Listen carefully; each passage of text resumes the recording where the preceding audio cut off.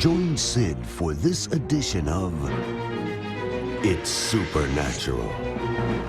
Mon invité, Ross Johnson, a été inséminé artificiellement et a été élevé par 2 parents lesbiens. Ross, si vous avez pu y arriver, n'importe qui peut y arriver. Ce qui va faire la différence, nous avons vu les meilleurs mouvements du diable. Qu'est-ce qui est sur le point de se produire en 2024? La gloire de Dieu est la seule solution, car là où nous en sommes en Amérique, nous vivons un moment charnière de l'histoire en Amérique et dans les nations de la terre. Si vous ne comprenez pas l'histoire de Dieu, vous ne comprendrez jamais l'histoire de votre propre vie.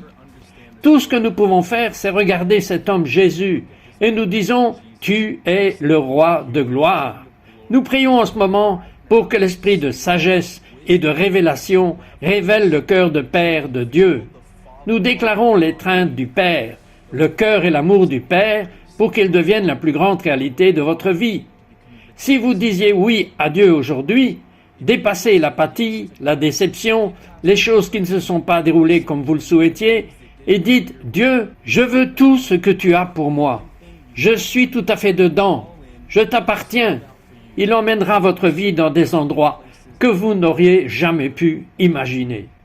Bienvenue Saint-Esprit, va et coule. Y a-t-il un espoir pour cette génération perdue? Pas seulement la communauté gay, mais la communauté qui est comme s'il n'y avait jamais eu aucune pensée de Jésus vers Dieu. Le Seigneur vous a-t-il montré quelque chose sur la plus grande gloire à venir?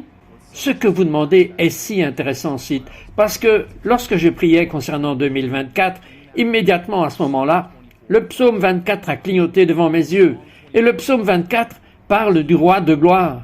Et ainsi, alors que j'étais en train de réfléchir à cela dans mon cœur, le Seigneur m'a rappelé un rêve que j'avais fait il y a 2 ans, dans lequel je voyais l'État de Californie, moitié rouge, moitié bleu, ce qui montrait qu'il y avait une division parmi les gens. Et puis tout d'un coup, j'ai eu cette pensée que ce que font les couleurs rouge et bleu combinées, et c'est la couleur violet. Et qu'est-ce que le violet signifie? Cela signifie gloire, majesté en sa présence. Et donc je crois, Cite, en ce qui concerne la gloire, que la gloire de Dieu est la seule solution pour nous, qui sommes en Californie, en Amérique. Vous voyez, quand la gloire de Dieu devient manifeste, tout le reste sort, la préférence sort, le confessionnalisme sort. Et tout ce que nous pouvons faire, c'est regarder cet homme, Jésus, et nous disons, tu es le roi de gloire. Et donc je crois, Cite, que la gloire de Dieu sera libérée en 2024 dans une mesure que nous n'avons peut-être jamais connue avant. Aujourd'hui, vous dirigez un ministère qui fait ce que l'Évangile dit que nous sommes censés faire. Vous allez au-delà des 4 murs de l'Église. Nous sommes porteurs de la présence de Dieu et nous sommes porteurs de l'Évangile qui est le seul message qui a le pouvoir de libérer quelqu'un. J'étais dans une famille LGBTQ qui n'avait jamais entendu prononcer le nom de Jésus avant. Je pense même à ce témoignage incroyable où je prêchais l'Évangile lors d'un rassemblement. Il y avait une fille dans la foule qui vivait littéralement un style de vie lesbien transgenre. Elle ne voulait pas être là. Une amie l'avait traînée là-bas. Elle est venue et m'a raconté son histoire. Elle a dit « Je suis entrée dans le bâtiment et même si j'avais voulu partir, je ne pouvais pas partir. » Elle a dit « J'ai entendu votre témoignage, Ross, et je vous ai entendu partager l'Évangile. » Et immédiatement, j'ai commencé à pleurer et j'ai couru vers le devant où Dieu m'a délivré de cet esprit. Et littéralement, en quelques heures, Cite, elle est passée d'un mode de vie transgenre à une chrétienne née de nouveau qui est maintenant en feu pour Dieu et qui est dans une école biblique. Et je partage donc ces témoignages pour vous faire savoir que c'est vraiment simple. Serions-nous prêts à ouvrir la bouche et à partager l'Évangile qui a le pouvoir de libérer une vie humaine et une âme humaine? Il y a eu un rêve prophétique qui a commencé. Parlez-moi de ce rêve. En 2020, beaucoup d'entre nous ne s'en souviennent pas. Je n'aime pas me souvenir de cela, mais c'était une année folle en Amérique et dans les nations. Et je me souviens que je venais de revenir à Dieu, parce que je m'étais éloigné de lui pendant quelques années. Et le Saint-Esprit m'a dit, si tu ne te tiens pas debout maintenant, tu ne pourras jamais plus le faire. Et donc je me souviens que je suis allé à quelques réunions de réveil. J'ai rencontré cet homme du nom de Joël, et nous avons commencé à ressentir ce désir ardent de voir la Californie, voir le réveil, parce qu'il y a eu tellement de mouvements massifs de Dieu dans le Golden State. Et donc, comme nous sommes dans cette saison, un rêve nous vient d'un ami prophète, et dans ce rêve, Jésus apparaît Je veux ce genre de rêve d'ailleurs où Jésus apparaît. Je le veux aussi. Et donc Jésus apparaît à notre ami dans le rêve. Il l'amène à l'eau et il dit « Entends-tu le bruit de l'eau ?» Et instantanément à ce moment-là, Jésus dit « Alors que le sol de la bataille en Californie a été préparé, la victoire a déjà été gagnée, et c'est maintenant le moment de la pluie, de mon esprit. » Et dès que Jésus a dit cela, une énorme vague de tsunami venant de l'océan Pacifique s'est écrasée sur le rivage, et il savait dans ce rêve que c'était le symbole d'une vague de la présence de Dieu touchant la Californie et tout le long de la nation américaine. Donc ce rêve nous est venu et nous disons, si nous avions appris quelque chose de nos incroyables pères dans la foi, nous allons faire le rêve, et c'est donc là que tout a commencé pour nous en Californie. Parlez-moi des gens qui ont été sauvés, qui étaient sur le chemin d'un sacrifice satanique. Oui, donc nous avons entendu ce témoignage après le rassemblement. Lorsque nous faisons nos rassemblements, nous faisons un culte d'adoration en plein air, des baptêmes évangéliques, des guérisons, tout ce que nous dit de faire la Grande Commission. Et je me souviens que pendant que je prêchais l'Évangile, j'ai regardé à ma gauche et j'ai vu ce couple. Et j'ai immédiatement su qu'ils n'étaient pas avec nous au début du rassemblement. Et donc, quand je prêchais l'Évangile, ils étaient les deux premières personnes à répondre. Et juste après ce moment, quelqu'un de notre équipe s'est approché de moi et m'a dit « Ross, je viens de prier et de parler à ce couple juste avant qu'ils ne répondent à l'Évangile. Et ils nous ont dit qu'ils étaient en route vers un rassemblement satanique. Ils ont entendu la musique d'adoration, ils se sont arrêtés, puis ils ont entendu l'Évangile et ont dit « Nous allons abandonner nos vies à Jésus. » Et cela s'est produit dans le district de Tenderloin à San Francisco, l'un des endroits les plus chaotiques et les plus sombres de toute l'Amérique. C'était un moment tellement important. Lors de ces rassemblements, combien y a-t-il de personnes, habituellement? Alors nous avons commencé avec quelques centaines de personnes à ces rassemblements. Et puis quand nous avons commencé, vous savez, il y a quelques années, j'essayais de démarrer un ministère. Je n'avais jamais prêché un jour de ma vie. Et ils ont demandé qui allait prêcher l'Évangile. Et j'ai juste levé la main. Et j'ai dit, je le ferai. Pourquoi avez-vous levé la main? Je n'avais jamais eu de problème de communication publique, mais en cette saison 2020 et 2021, où il y avait tellement de tensions en Amérique, je savais littéralement que c'était le moment pour lequel j'étais né, et je savais que Dieu m'avait littéralement conçu et créé pour un tel moment. Et donc j'ai senti cette envie dans mon cœur de dire qu'il était temps pour moi d'utiliser ma voix, et c'est donc ce qui a tout changé pour moi. J'ai eu cette idée folle. J'aime dire comme ça, cite. Je me suis dit, si nous commencions à Hollywood Boulevard, et je riais, mais Dieu ne riait pas. Nous nous sommes présentés sur Hollywood Boulevard en juillet 2023, et 2000 personnes se sont présentées juste là, devant le théâtre chinois. Il y a eu 115 saluts documentés. 38 baptêmes dans l'église de Californie ont prouvé que nous sommes vivants, que nous sommes actifs, et que Dieu agit dans le Golden State. Parlez-moi de votre première vie de famille. Oui, donc ça commence le premier jour, n'est-ce pas, cite. Je suis né par insémination artificielle dans la ville de Los Angeles.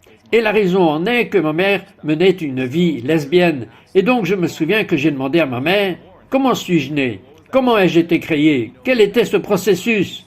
Et vous savez, à son époque, elle a dit qu'elle était allée dans un annuaire téléphonique. Elle l'a ouvert et a trouvé un laboratoire. Elle est entrée dans le laboratoire et a dit « Bonjour, je veux être inséminée ». Ils lui ont donné une liste de donneurs d'environ 10 hommes. Elle en a choisi un, ils l'ont inséminé et j'étais là 9 mois plus tard. Juste par curiosité, pourquoi voulait-elle avoir un enfant? Vous savez, c'est vraiment intéressant. Je lui ai posé la question récemment parce que je voulais avoir une réponse à cette question. Et elle a dit « Ross, depuis que je suis petite, j'ai toujours eu ce désir d'avoir des enfants. » Mais elle avait environ 33 ans. Et elle a commencé à penser « Oh mon Dieu, tu sais que mon horloge biologique tourne. Si je veux avoir un enfant, il faut que ce soit bientôt. » Et c'est ce qui l'a vraiment poussée à venir là-bas. Au lieu de dire « Je n'aurai peut-être pas d'enfant comme Dieu l'a conçu, mais j'ai un enfant. » Et c'est donc ce qui l'a amenée à être finalement inséminée. Je ne le sais que parce que je l'ai lu, mais on me dit qu'il y a une propension des personnes homosexuelles à avoir d'énormes problèmes de père dans leur vie. Avez-vous eu un problème de père en étant élevé par 2 lesbiennes? Oui, je veux dire, je le dis toujours comme ça, j'aime ma mère, elle a été une mère tellement phénoménale. Mais quand vous ne marchez pas selon le dessein de Dieu, vous ne pouvez pas marcher dans la bénédiction de Dieu. Et donc la réalité est que je n'ai jamais eu de véritable père dans la maison, et j'ai donc commencé à fonctionner à partir d'un esprit orphelin, où J'ai eu une bonne vie, de bonnes notes à l'école, mais pourtant je n'ai jamais eu l'impression que quelqu'un connaissait réellement Ross, comme s'il y avait un père vide au plus profond de mon âme, que j'ai eu jusqu'au moment où j'ai été sauvé. J'aimerais que vous priez.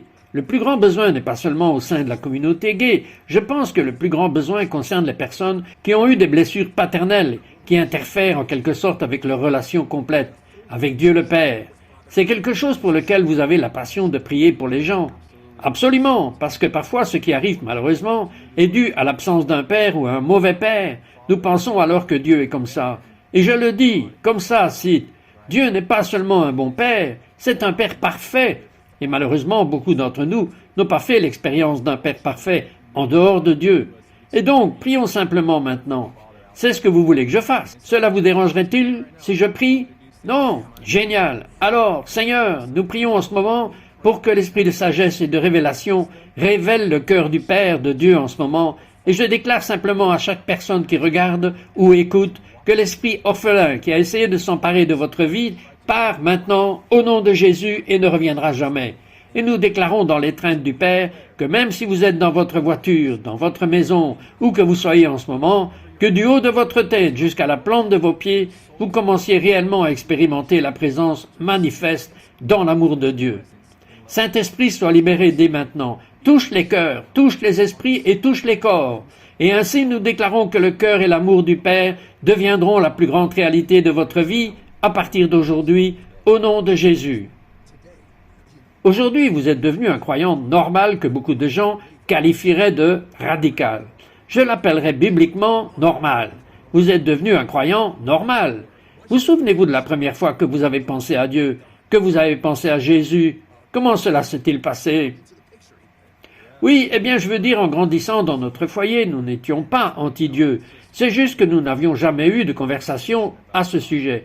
Je veux dire, je n'étais jamais allé dans une église, je n'avais jamais entendu un chant d'adoration, je n'avais jamais entendu de sermon. Je veux dire, une grille zéro pour Dieu. Et donc, je me souviens que j'avais 15 ans. Un ami m'a dit, « Veux-tu venir à l'église ?» J'ai dit absolument. Je n'avais rien à perdre. J'étais assis au premier rang. Et pour la première fois de ma vie, j'ai ressenti la présence de Dieu. Maintenant, à ce moment-là, je ne savais pas ce que c'était. Mais maintenant, en y repensant, je me rends compte que j'avais réellement ressenti la présence de Dieu. Je suis rentré chez moi ce soir-là, et je me souviens avoir eu ma toute première conversation ou dialogue avec Dieu. Et vraiment, ce que je disais, en y repensant maintenant, c'est Dieu, s'il te plaît, ne me laisse pas être une bonne personne qui lit un bon livre et va dans une bonne église. Dieu, je dois te connaître. Et donc, la semaine suivante, après avoir eu ce moment dans ma chambre, le pasteur dit « Voulez-vous donner votre vie à Jésus ?» J'ai levé la main et je suis né de nouveau. Et maintenant, je suis chrétien. Et est-ce que votre mère avait une opinion à ce sujet?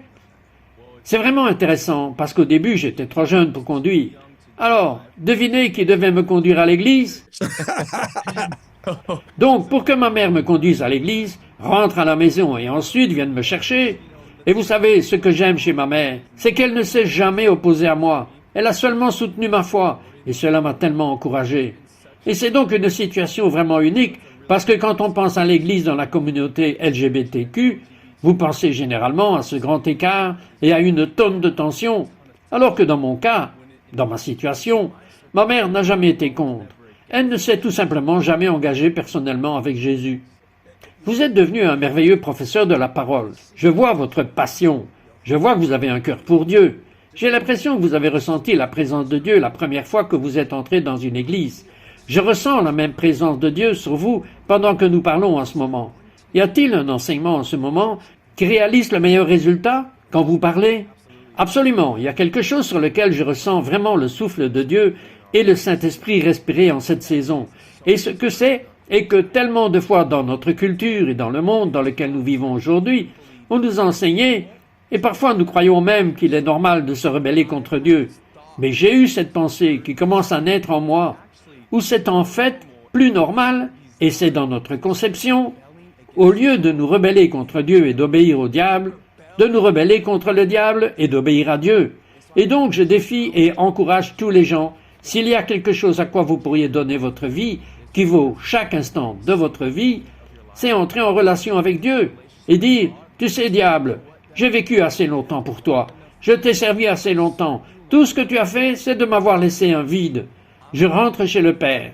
Je reviens chez lui qui m'aime et m'a créé et m'a formé dans le ventre de ma mère. Nous entendons le mot évangile. Nous lisons brièvement le mot évangile dans le Nouveau Testament. Et si vous deviez expliquer ce qu'est l'évangile, comment l'expliqueriez-vous? J'aime le dire comme ceci, c'est quand je commence par l'évangile, si vous ne comprenez pas l'histoire de Dieu, vous ne comprendrez jamais l'histoire de votre propre vie. Et donc ce qu'est l'évangile, c'est la plus grande histoire de toute l'humanité, où Dieu crée les cieux et la terre, il crée l'homme, il n'y a pas de séparation. Mais malheureusement, un jour, le péché entre dans le monde et Dieu se sépare de l'homme. Non pas parce qu'il vous déteste, mais parce qu'il est saint et qu'il ne peut pas avoir de relation avec quelqu'un qui n'est pas saint comme lui. Et alors nous voyons qu'il envoie son bien le plus précieux, celui qu'il aime le plus, son propre fils Jésus. Jésus est venu sur terre. Était-il pleinement Dieu? Absolument. Mais il était aussi pleinement homme. Il ressentait de la douleur, il ressentait de l'émotion, il ressentait tout ce que vous et moi avons jamais ressenti. Et un jour, il a été en fait pendu à la croix. De vrais clous lui traversaient les mains. Du sang est sorti de son corps. Et quand il est mort sur cette croix, il est devenu le sacrifice parfait pour le péché et les erreurs de chaque personne. Et donc maintenant, lorsque nous abandonnons notre vie à Jésus, nous nous libérons du péché, nous nous libérons du traumatisme, nous nous libérons de tout ce qui a essayé de s'emparer de nos vies. Mais pas seulement cela, l'histoire n'est pas finie. Nous savons qu'il est ressuscité des morts et envoyé son Esprit Saint sur terre. Et ainsi, chaque personne qui entre en relation avec Jésus reçoit le pardon des péchés du Saint-Esprit et a accès à Dieu. C'est la plus grande histoire de toute l'humanité. Vous pouvez parler à beaucoup de gens, beaucoup de croyants, beaucoup de non-croyants, beaucoup de gens qui n'aiment tout simplement pas mon ministère ou qui ne nous regardent pas. Mais ils ne connaissent pas Dieu comme vous le connaissez, comme je connais Dieu, comme beaucoup de mes invités connaissent Dieu. Pourriez-vous nous conduire dans une prière pour connaître Dieu afin que chacun qui regarde ait besoin de le connaître?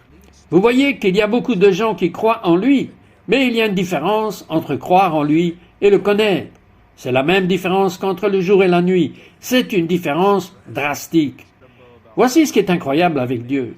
C'est qu'il ne nous a pas fait faire un rituel religieux fou pour entrer en relation avec lui. Il est resté simple. La Bible dit que si vous confessez de votre bouche et croyez dans votre cœur que Jésus est Seigneur et qu'il est ressuscité des morts, vous le direz, et ainsi, si vous êtes quelqu'un qui nous regarde et que vous le dites, vous savez quoi?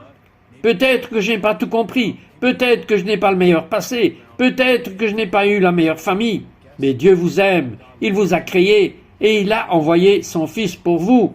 Et donc, si vous dites « Je suis fatigué de vivre pour moi, je suis fatigué de vivre pour le monde, je suis fatigué de vivre sans Dieu », dites juste cette prière après nous. Dites juste « Jésus, Jesus, je te livre ma vie. I surrender my life to you. Je crois I believe que tu es le Fils de Dieu, you are the Son of God, que tu es ressuscité des morts rose from the dead pour moi, for me. et je me repens, And I repent et je me détourne and I turn de tous mes péchés. from all my sins. À partir de ce jour, From this day forward, je te reçois dans mon cœur I receive you into my heart et fais de toi mon Seigneur. and make you my Lord. Et dites juste cette dernière chose. Saint-Esprit, Holy Spirit, remplis-moi. fill me.